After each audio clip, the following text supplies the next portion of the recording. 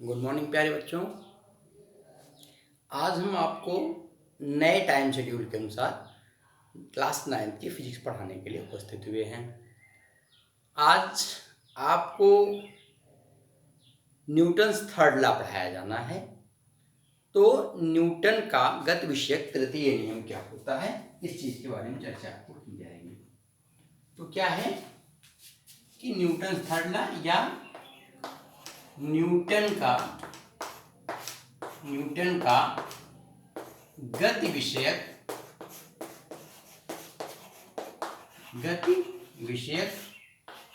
तृतीय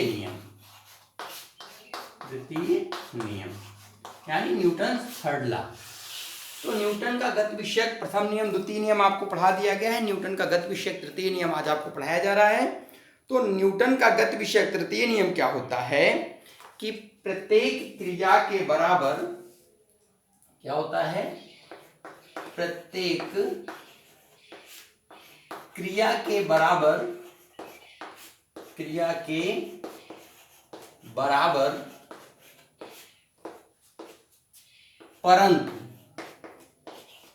परंतु विपरीत दिशा में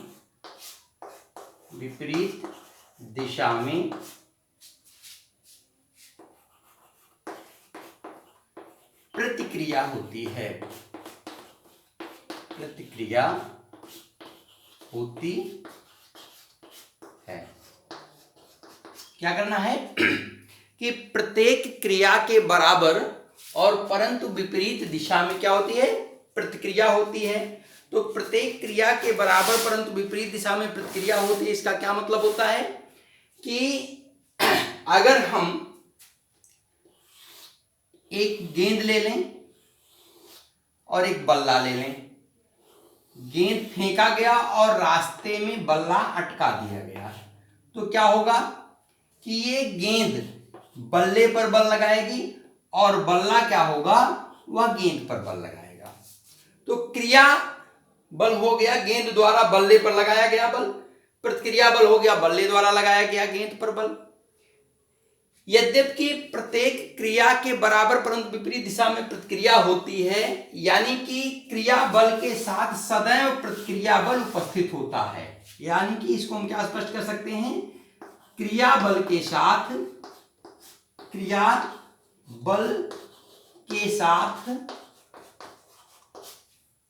सदैव प्रतिक्रिया बल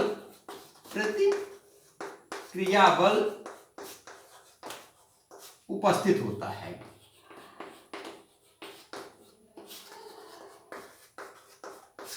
यद्यपि हम इसमें यह नहीं स्पष्ट कर सकते हैं कि कौन वाला बल क्रिया बल है, कौन वाला बल प्रतिक्रिया बल है, लेकिन क्रिया बल जहां भी कोई बल होगा वहां प्रतिक्रिया बल लगेगी।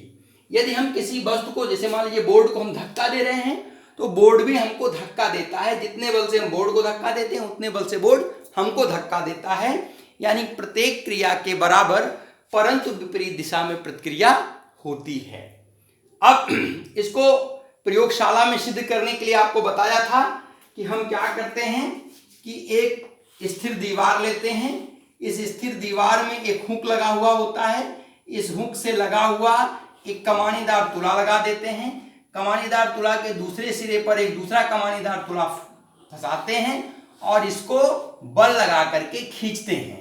तो जब बल लगा करके खींचते हैं तो क्या होता है कि अगर इस तुला पर 10 न्यूटन का बल हमारे द्वारा लगाया जाता है, तो हम देखते हैं कि दूसरे तुला का भी पाठ्यांक कितना आएगा, 10 न्यूटन आएगा। जबकि हमने किया क्या है कि क्रिया बल लगाया किस पे है, इस पहले वाली तुला पर, लेकिन यह जब पहला वाला तुला इस तुला को अपनी ओर 10 न्यूटन के बल से खींचना शुरू करता है, तो उतने ही बल से ये वाला तुला उसको अपनी ओर खींचना शुरू कर देता है, जिससे प्रत्येक क्रिया के बराबर परंतु विपरीत दिशा में प्रतिक्रिया लगती है। तो न्यूटन थर्ड लॉ क्या है कि प्रत्येक क्रिया के बराबर परंतु विपरीत दिशा में प्रतिक्रिया होती है। या आप कह सकते हैं कि कभी भी कहीं पर अगर क्रिया बल लग रहा है तो उस क्रिया बल के परिणाम स्वरूप प्रतिक्रिया बल भी प्राप्त होगा। यानी कि एकल क्रिया बल प्राप्त हो पाना संभव नहीं है। प्रत्येक क्रिया के बराबर परंतु विपरीत दिशा में प्रतिक्रिया होती है, और यही न्यूटन्स थर्ड लॉ। तो फिर एक बार ध्यान से देखिए कि न्यूटन्स थर्ड लॉ क्या चीज है। न्यूटन ने बताया कि प्रत्येक क्रिया के बराबर परंतु विपरीत दिशा में प्रतिक्रिया होती है। प्रत्येक क्रिया के बराबर परंतु विपरीत दिशा में प्रतिक्रिया होती है, इसे हम न्यूटन का तृतीय नियम कहते हैं, या न्यूटन का गति विषयक तृतीय नियम कहलाता है। अब अगला टॉपिक आपका है कि क्रिया प्रतिक्रिया बल का दैनिक जीवन में उदाहरण, यानी कि क्रिया प्रतिक्रिया बल के दैनिक जीवन में उदाहरण, दैनिक जीवन में उदाहरण। दैनिक जीवन में कहां कहां आपको इसका उदाहरण मिलता है जो क्रिया प्रतिक्रिया बल को परिभाषित करता है। तो क्रिया प्रतिक्रिया बल की परिभाषा के लिए जो दैनिक जीवन में प्रमुख घटनाएं हैं उनकी हम चर्चा करते हैं। पहला है कि कुएं से जल खींचते समय अचानक रस्सी टूट जाने पर खींचने वाला पीछे गिर पड़ता है। पहला है कुएं से जल खींचते समय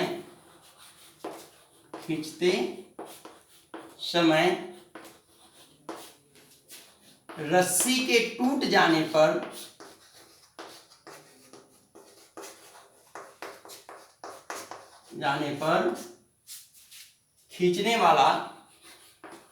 खींचने वाला पीछे की तरफ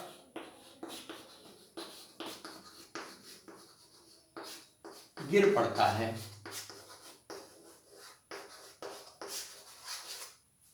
अब ध्यान दीजिए क्या चीज है। जो कुआं होता है, ये कुएं की मुड़ेर है, ऐसे कुआं बना होता है, इस पर एक घिरनी लगी हुई होती है। आप प्रैक्टिकल में भी देख सकते हैं, तमाम जगहों पर लगी हुई है। नहीं अगर कहीं आपको देखने को मिल रहा है तो पिक्चरों में आपको देखने को मिलेगा। इस घिरनी पर रस्सी डाल करके हम कुएं से पानी निकालते हैं बाल्टी डाल करके, और इस रस्सी को हम पीछे की तरफ खींचते हैं। तो जितने बल से हम रस्सी को अपनी तरफ खींचते हैं उतने ही बल से रस्सी हमको भी अपनी तरफ वापस खींचती है। अगर हम खींच रहे हैं और खींचते समय एकाएक रस्सी टूट जाए तो हम संतुलन की अवस्था में कैसे हैं कि हमने बल पीछे की तरफ लगाया और रस्सी हमारे ऊपर बल आगे की तरफ लगाई। तो अगर रस्सी का जो प्रतिक्रिया बल हमको प्राप्त हो रहा है वह एकाएक शून्य हो जाए, यानी कि रस्सी टूट जाए, तो जब रस्सी टूट जाएगी तो जिस प्रतिक्रिया बल के कारण हम पीछे खींचे थे और अपने आप को स्थिर रखे थे वह प्रतिक्रिया बल समाप्त हो जाएगा, और समाप्त होने के परिणाम स्वरूप क्या होगा, हम पीछे की तरफ गिर पड़ेंगे, क्योंकि हमको प्रतिक्रिया बल मिलना बंद हो जाता है। तो प्रत्येक क्रिया के बराबर परंतु विपरीत दिशा में प्रतिक्रिया होती है। ये पहला उदाहरण हो गया। दूसरा उदाहरण आपका है, ये दैनिक जीवन में कौन कौन से उदाहरण हैं उन पर चर्चा कर रहे हैं।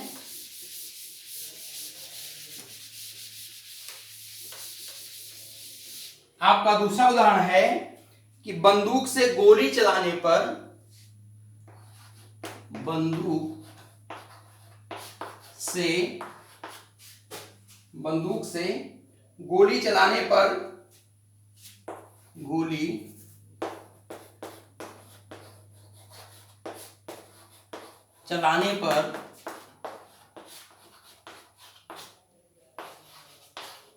चलाने वाले को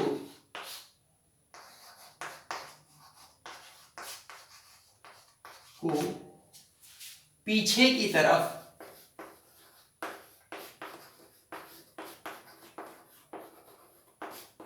धक्का लगता है,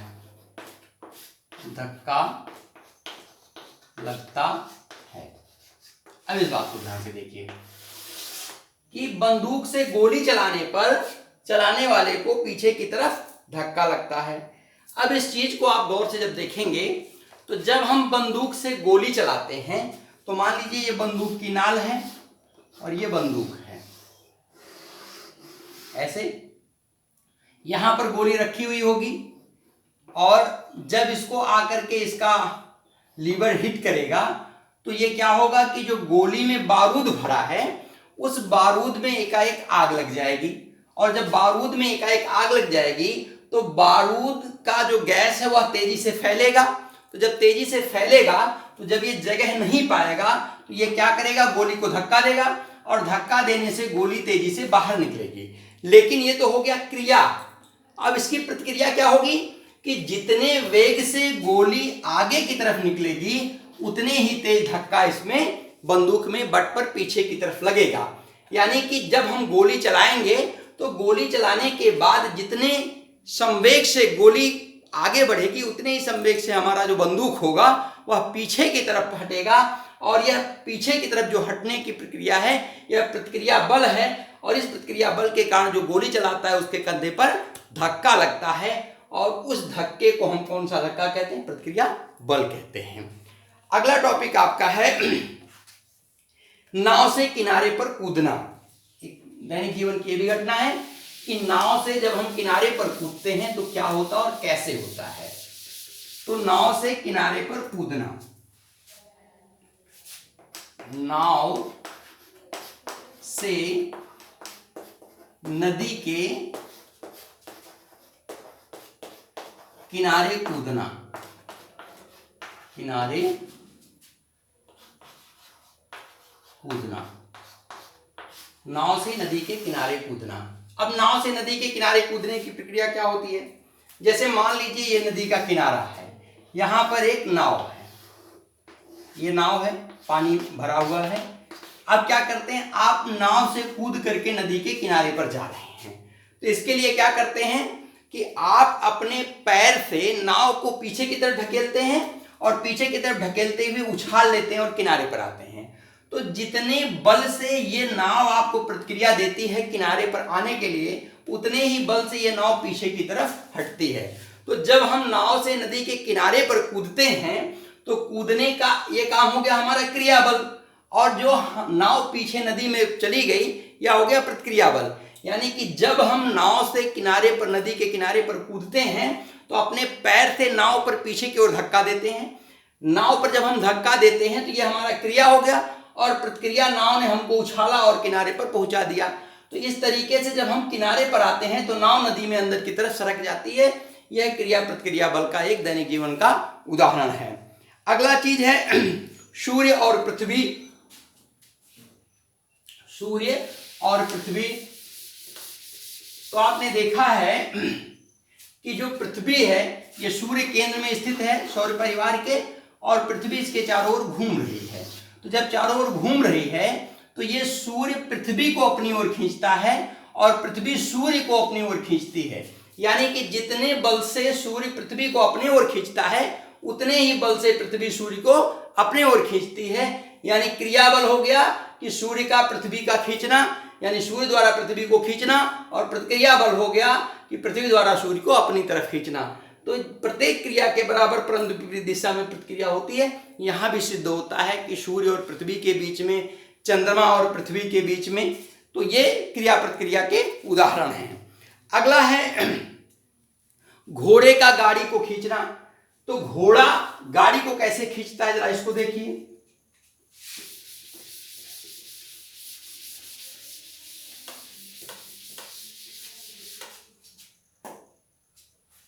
क्या है,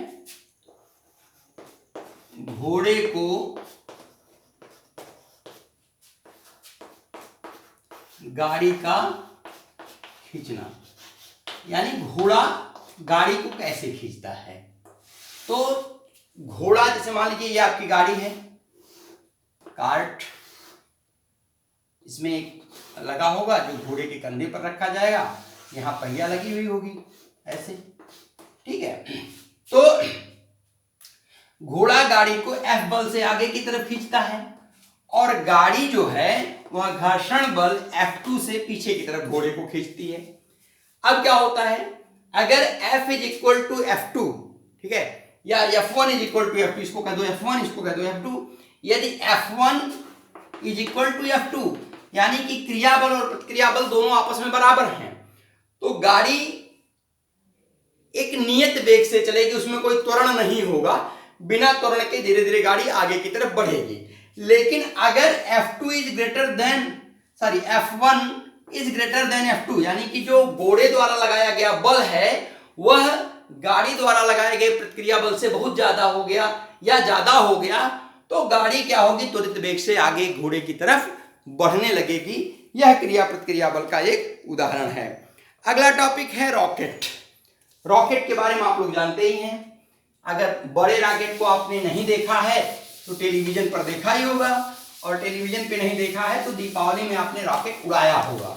तो जो रॉकेट का पटाखा होता है वह कैसे आसमान में जाता है उस पर बात कर ली जाए। तो अगला टॉपिक आपका है रॉकेट। ये भी क्रिया प्रतिक्रिया के नियम पर काम करता है। जैसे मान लीजिए ये पटाखे वाला रॉकेट है, ऐसे ये रॉकेट है। अब क्या होता है कि जब आप आग लगाते हैं तो आग लगाने के बाद यहां से तेजी से धुआं निकलता है, ठीक है, और तेजी से जो धुएं की जेट निकलती है वह गर्म हवा का जेट क्या करता है, तेजी से दाब डालता है नीचे की तरफ। ये हो गया क्रियाबल F, और इसी क्रियाबल के प्रतिक्रिया स्वरूप रॉकेट क्या होता है, ऊपर की तरफ बढ़ने लगता है, और तेजी से ये जेट नीचे की तरफ दाब डालता है, और उसके प्रतिक्रिया बल के स्वरूप रॉकेट क्या होता है, ऊपर की तरफ चलने लगता है। यानी कि रॉकेट का सिद्धांत भी किस पर कार्य करता है, न्यूटन थर्ड लॉ क्रिया और प्रतिक्रिया के बल पर, क्रिया और प्रतिक्रिया के सिद्धांत पर कार्य करता है। और इस चैप्टर में आपका अगला अंतिम टॉपिक रह गया जेट हवाई जहाज। जेट हवाई जहाज। जेट हवाई जहाज क्या होता है, वो बिल्कुल रॉकेट ही जैसा होता है। तो जेट हवाई जहाज में जहां रॉकेट में तरल ईंधन का प्रयोग किया जाता है, वहां जेट हवाई जहाज में गैसीय ईंधन का प्रयोग किया जाता है।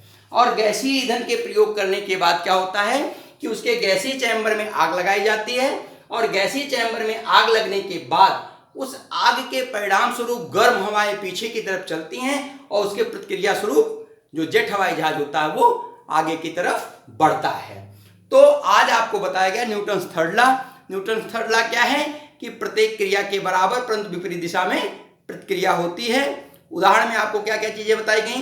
पहला उदाहरण बताया गया कि जब हम पानी को खींचते हैं कुएं से तो रस्सी हमको अपनी तरफ खींचती है और हम रस्सी को अपनी तरफ खींचते हैं। बीच में अगर रस्सी टूट जाए तो हम पीछे की तरफ गिर जाते हैं, क्योंकि हमको मिलने वाला प्रतिक्रिया बल समाप्त हो जाता है। दूसरी चीज आपको बताई गई बंदूक की गोली चलना, कि जब बंदूक की गोली चलती है तो गोली जितने वेग से आगे जाती है बंदूक का बट उतने ही वेग से पीछे आता है, इससे हमको पीछे की तरफ धक्का लगता है। फिर आपको बताया गया कि चांद और पृथ्वी कैसे एक दूसरे को खींचते हैं, क्रिया और प्रतिक्रिया का बल होता है। उसके बाद आपको बताया गया कि रॉकेट कैसे चलता है, घोड़ा गाड़ी को कैसे खींचता है, और जेट हवाई जहाज कैसे चलता है। तो आपको न्यूटन के तीनों नियम स्पष्ट कर दिए गए, बल और बल का सिद्धांत स्पष्ट कर दिया गया।